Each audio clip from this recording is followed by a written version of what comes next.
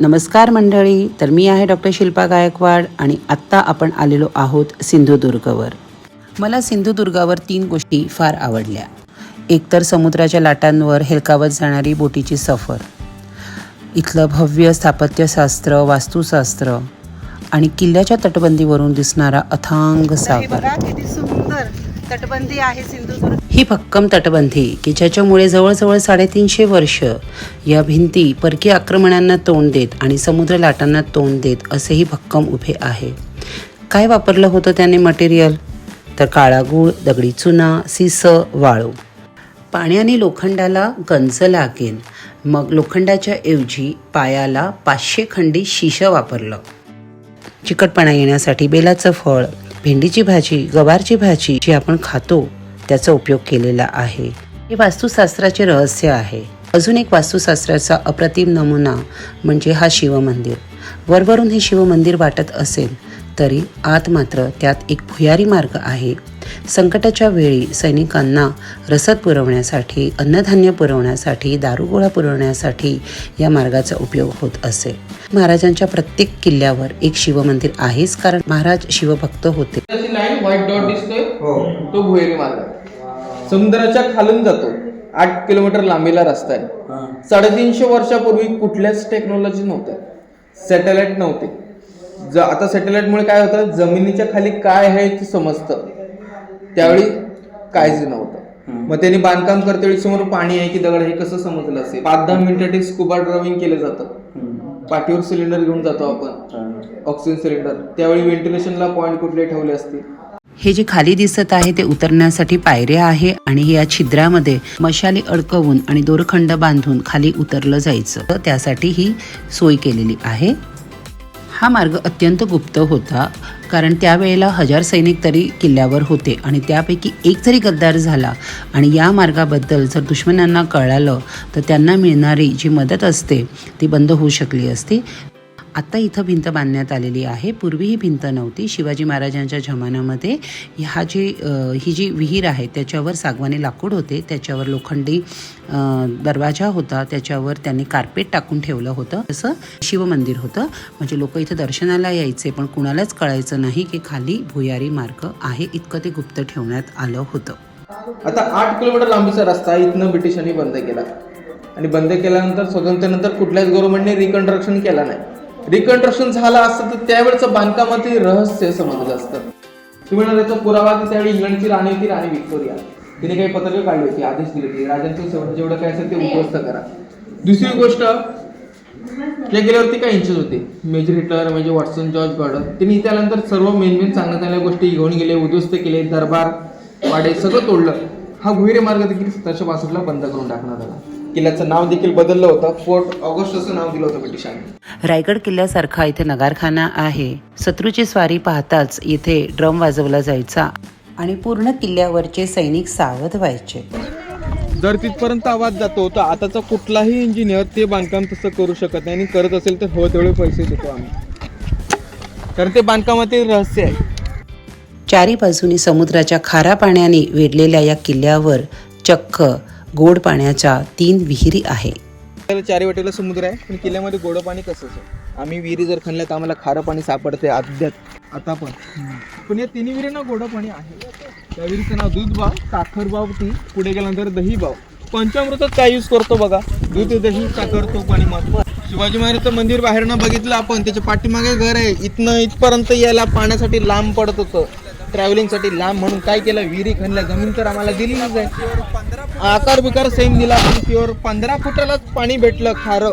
शेजाऱ्या पाजारांनी तिघांनी पण विहिरी खणल्या, त्यांना देखील खारं पाणी सापडलंय, पण या विहिरीला गोड पाणी आहे. त्यावेळेपासून आता नारळ घेतात माहिती, पाण्याचा साठा शोधतात. सायन्स आहे त्यामागे, पण ते पाणी ना जर साठा जास्त असला तर नारळ वायरोड तो उभा होतो, पण गोड की खारं हा डिटेक्ट करत नाही.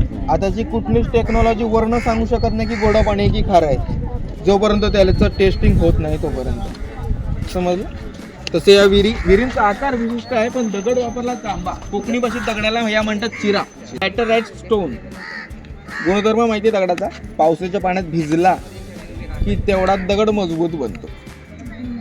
लाईफ वाढत जातं दगडात. पावसाचं पाणी, कुठलाच गोडं पाणी शोषून घेण्याची दगडामध्ये क्षमता आहे. पाणी ओतून बघा हवं तर, शोषून घेणारा हा दगड हळूवारपणे पाणी झिरपवतो, फिल्टर करतो, साठवून ठेवतो. समज पण काय केलं, खालीच जाऊन जागा आणि क्षेत्रफळ वाढवलं तर पहिल्या पारीपर्यंत पूर्ण पावसाचं पाणी त्यात स्टोर होतं. Rain water harvesting technology use केली शिवाजी महाराजांनी 350 वर्षापूर्वी. पर्यटकांनी बराच कचरा टाकला त्यात. आम्ही कितीही जरी क्लीन केले तरी लोक टाकायचं काम करत आहेत. किल्ल्यावर खूप सुंदर असं भवानी देवीचं मंदिर आहे. तुळजापूरची जी देवी आहे ती अष्टभुजाची देवी आहे. या देवीला चतुर्भुजा आहे. खूप सुंदर अशी काळ्या दगडातून बनवलेली मूर्ती आहे. इतके वर्ष झाले तरीसुद्धा त्या देवीच्या चेहऱ्यावर खूप सुंदर असं तेज आहे. टोटल किल्ल्याची भिंत 3.5 किलोमीटर आहे. याला 45 ठिकाणी चढण्यासाठी उतरण्यासाठी जी आहे 27 हाफ राऊंड असे बुरुज आहेत. 40 अशा गुप्त खोल्या आहेत. एक दिसते ना, अशा भिंतीला टोटल 40 आहेत. लपायचं झालं तर माझ्यासोबत 15 माणसं लपतील एवढी जागा आहे. असं एक टॉयलेट इथे दिसतोय. टोटल किल्ल्याच्या भिंतीला किती आहे? 40. की रेल्वेमध्ये आपण टॉयलेट बघितलंय कधी? सेम टॉयलेट आहे. आउटलेट त्याची समुद्रात सोडले. व्हेंटिलेशनला एक पॉइंट सोडा. 50 वर्ष धरा, 50 वर्ष झाली आपल्या प्रत्येकाच्या घरात टॉयलेट सुविधा आलेत. 50 वर्ष अगोदर काही नव्हतं. 100चा विचारात सोडा, 100चा विचार करू नका, कारण ग्रामीण भागात गेला तर अजूनही टॉयलेट भेटणार नाही तुम्हाला. पण जर राजांच्या काळी मावळ्यांसाठी टॉयलेट सुविधा राजांनी इंजिनियरकडनं बनवून घेतली होती. म्हणजे किती त्यावेळी राजे ॲडव्हान्स होते. 5 फूट 5 फूट 3 इंच. जास्त हायटेड नव्हते, पण राजांचं एक गणित होतं. असं उभं राहिल्यानंतर गुडघ्याच्या हात खाली जायचे. तुम्ही विचार करा, 4.5 फुटाची तलवार राजे वापरते. 4.5 फुटाची तलवार जर मेणातनं बाहेर काढायला गेली काय, जेवढ्या हात लांब पुढे 4.5 फुटी तलवार लांब, त्याच्या पुढे शत्रू लांब. म्हणजे राजे घोड्यावर बसल्यानंतर राजांच्या समोर येणार शक्य नाही.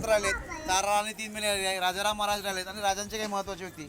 पण राजांचा इतिहास त्यांच्या मुलांना कळून ते तर सर्व उद्ध्वस्त केलं गेलं. त्याच्यानंतर 4 राणी आपला. आता आम्ही निघालेलो आहोत ध्वजस्तंभाकडे. जवळजवळ हे 20-25 पायऱ्या आहे, तेवढं चढून जावं लागणार. मराठ्यांचा ध्वज आणि ध्वजस्तंभ हे 228 फीट उंच होता. लांब समुद्रातून मच्छीमारांना सुद्धा हा ध्वजस्तंभ दिसत असे. बघा सूर्यास्ताचा किती सुंदर व्ह्यू आहे ना. खूप सुंदर असा व्ह्यू मिळतो. छान फोटो काढता येतात. 15 ऑगस्ट 26 जानेवारीला येथे ध्वजवंदनाच्या आधी भगवा फडकवण्यात येतो आणि नगारखान्यातून नगारा वाजवण्यात येतो. या किल्ल्याच्या दक्षिण बाजूला एक चंद्राकृती जागा आहे, जिथे डायरेक्ट आपल्याला समुद्राकडे जाता येतं. तिथे जाण्याचा मार्ग थोडा छोटा अरुंद आहे. इथून आपण पुढे गेलो की बघा, हे आपल्याला इथं समुद्राची वाळू लागते आणि ही जागा ही राणीची वेळा किंवा राणीच्या स्नानाची जागा म्हणून ओळखली जाते. राजाराम महाराजांच्या पत्नी ताराबाई नेहमी इथे समुद्र स्नानासाठी येत असे. साईडवरती वाळून टाकतो, खडी आणून टाकतो, सिमेंट आणून टाकतो. तसं इथे सिमेंटमध्ये वापरलेले काही पदार्थ म्हणजे एक लाईमस्टोन, दगडी चुना, शंकर शिंपले क्रश करून खाण्यावरती वापरायचे. तो एक गोळे दिसत ना स्टोअर केलेले, तिथे स्टोअर केला होता. स्टोरेज वगैरे त्यांना ते उंच ठिकाणी वाटलं, त्याच्यावरती बांधकाम केलं. तुम्ही म्हणणार की किल्ला तसं भरपूर बघण्यासारखं पाहिजे, पण इथे भरपूर बघण्यासारखं नाही. कारण हे पोलीस चौकी कशी असते तसा किल्ला फक्त नेव्हल बेस म्हणून वापरला. महत्वाचं काय होतं, आरमार जहाज. लक्ष ठेवा, जे समोर दिसत आहे ना ते बांधकामाचं उरलेलं मटेरियल आहे. आपल्याला माहीत आहे की दगडला जॉईन करण्यासाठी इथे वाळू, चुना आणि त्यात काही चिकट पदार्थ जसे उडदाची डाळ, गूळ आणि भेंडी, गवार असे पदार्थ वापरून जो माल तयार केलेला आहे, जो मटेरियल तयार केलेला आहे, ते शिल्लक राहिलेलं मटेरियल आपल्याला इथे दिसत आहे. किल्ल्याची भिंत बांधण्यासाठी इथे किल्ल्यामध्ये असलेल्या दगडांचाच उपयोग केलेला आहे. हे जे छिद्र दिसत आहे ते चिन्नी हतोडीने पहिले इथे छिद्र करायचे या दगडांमध्ये आणि सागवानी किंवा कोणतं तरी लाकूड त्याच्यामध्ये पास करायचे, त्याला पाणी द्यायचे. पाण्याने काय व्हायचं की ते जे लाकूड असतं ते फुगायचं आणि मग त्या दगडाला, त्या खडकाला क्रॅक जायचे आणि ते मोकळे झालेले जे दगड त्याला शेप देऊन ही पूर्ण भिंत बांधलेली आहे. आता हे हाफ राऊंड दिसतोय, हे पाझर तलावाचा भाग आहे. त्याच्यामध्ये झाडं दिसत ना, ती उरलेलं. त्या ठिकाणी काय होतं पहिलं माहितीये, अन्नदान ठेवण्याचा कोठा. गडावर 3 विहिरी आहे, पण या 3 विहिरींचं पाणी जर आटलं तर काय करायचं म्हणून महाराजांनी येथे पाझर तलावसुद्धा बांधून ठेवलेला आहे. पावसाळ्यामध्ये येथे पाणी साचून ते पाणी जमिनीमध्ये झिरपून त्या विहिरींना मिळावं हे त्यामागचा उद्देश. पाणी अडवा पाणी झिरवा हे 350 वर्षापूर्वी महाराजांच्या किल्ल्यामध्ये पाहायला मिळत आहे. छत्रपती शिवाजी महाराज भारतीय नौदलाचे जनक, फादर ऑफ इंडियन नेव्ही. महाराजांच्या आरमाराच्या दृष्टीने हा सिंधुदुर्ग किल्ला अत्यंत महत्त्वाचा होता. हा किल्ला खरं तर त्यांचा मिलिटरी बेस आहे. येथे खूप काही मोठे राजवाडे किंवा घरं वगैरे नाही आहे, कारण हा त्यांचा मिलिटरी कॅम्प आहे. भरतगड, पद्मगड, राजकोट असे या सिंधुदुर्गाच्या भौतिक किल्ले आहेत जे या किल्ल्याचे संरक्षण करतात. महाराजांचा महाराष्ट्राचा इतिहास हे फक्त पुस्तकात वाचण्याची गोष्ट नाही आहे. वर्षातून एकदा का असेना गड किल्ल्यांची भेट घ्यावी, आपल्या मुलांना ते गड किल्ले दाखवावे, त्यानिमित्ताने परत इतिहासाची उजळणी होते. असं अनेक गोष्टी, असे अनेक पैलू कळतात जे पुस्तकात लिहिलेले नसतात, कारण त्याचं काही एव्हिडन्स नसतं, प्रूफ नसतं. तसंच स्थानिक लोकांना मदत होते. गड संवर्धनासाठी आपला हातभार लागतो. शिवकालीन बखरीत लिहिलेलं आहे, 84 बंदरात हा जंजिरा, 18 टोपीकरांचे उरावर शिवलंका, अजिंक्य जागा निर्माण केला, सिंधुदुर्ग जंजिरा, जगी अस्मान तारा, जैसे मंदिराचे मंडन, श्री तुलसी वृंदावन, राज्याच्या भूषण अलंकार. 14 महारत्नापैकीच 15वे रत्न महाराजांस प्राप्त झाले. इतकं हा सिंधुदुर्ग महाराजांच्या दृष्टीने, मराठ्यांच्या दृष्टीने महत्त्वाचा हा किल्ला होता. हे गड, हे किल्ले, हे इतिहासाची साक्ष, आपल्या महाराजांची आठवण आहे. आपल्या महाराजांनी बांधलेले किल्ले, आपल्या महाराजांनी जिंकलेले किल्ले म्हणजे आपल्यासाठी मंदिर. या मंदिराचे पावित्र्य हे आपण जपायलाच हवं. काय काळजी घ्यायला हवी तर कचरा करू नये, कोणताही वास्तूवर स्वतःचं नाव लिहू नये, आणि तिसरी गोष्ट महत्त्वाची, हे कुठेही थुंकू नये. तर कशा वाटला आजचा व्हिडिओ नक्की सांगा. भेटूया पुढच्या व्हिडिओमध्ये. तोपर्यंत tata, bye bye, stay tune. जय शिवराय.